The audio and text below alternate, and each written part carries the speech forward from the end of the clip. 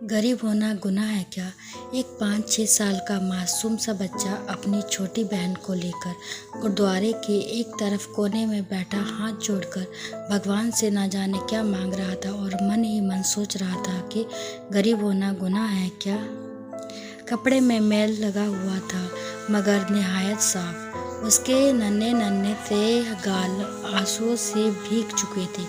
बहुत लोग उसकी तरफ आकर्षित थे और वह बिल्कुल अनजान अपने भगवान से बातों में लगा हुआ था।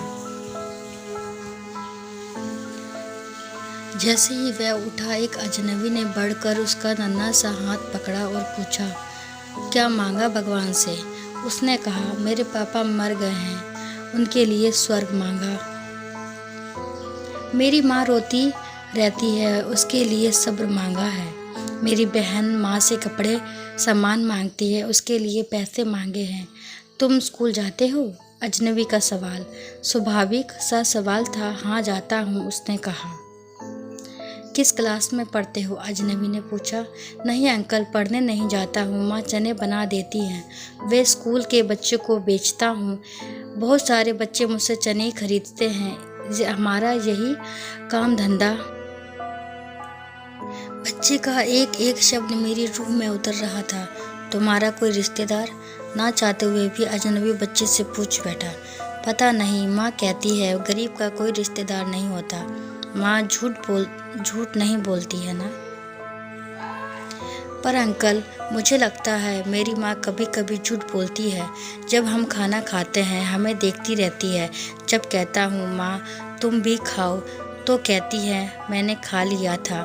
उस समय लगता है झूठ बोलती हैं। बेटा, अगर तुम्हारे घर का खर्च मिल जाए तो पढ़ाई करोगे? बिल्कुल नहीं। क्यों? पढ़ाई करने वाले गरीबों से नफरत करते हैं अंकल। हमें किसी पढ़े हुए ने कभी नहीं पूछा, पास से गुजर जाते हैं। अजनबी हैरान भी था और शर्मिंदा भी। फिर उसने कहा, हर दिन इसी गुरुद्वारे में आता हूँ, कभी किसी ने नहीं पूछा। यहाँ सब आने वाले मेरे पिताजी को जानते थे, मगर हमें कोई नहीं जानता। बच्चा जोर जोर से रोने लगा। उसके पास इसका कोई जवाब नहीं था, क्योंकि मुझे उस समय तक ये एहसास कराने वाला ये छोटा सा बालक था, जिसने मुझे अंदर तक झकझोर दिया था। और मेरे मन में केवल एक ही प्रश्न था, बार बार उठ रहा था कि सच में गरीब होना एक अभिशाप है। आज एक मासूम ने मुझे जीवन का बहुत बड़ा सबक दे दिया था। शायद कभी कभी ईश्वर इस तरह के दूत हमारे पास भेजते हैं ताकि हम आत्मचिंतन करके अपने समाज के कल्याण की भावना की ओर अग्रसर हो सकें। ऐसे कितने मासूम होंगे जो हसरतों से घायल हैं। बस एक कोशिश कीजिए और अपने आसपास ऐसे ज़रूरतमंद यतीमों, बेसहाराओं को ढूंढिए और उनकी मदद कीजिए। इस तरह की कहानियाँ सुनने के लिए मेरे चैनल को सब्सक्राइब करना ना भूलें प्लीज़।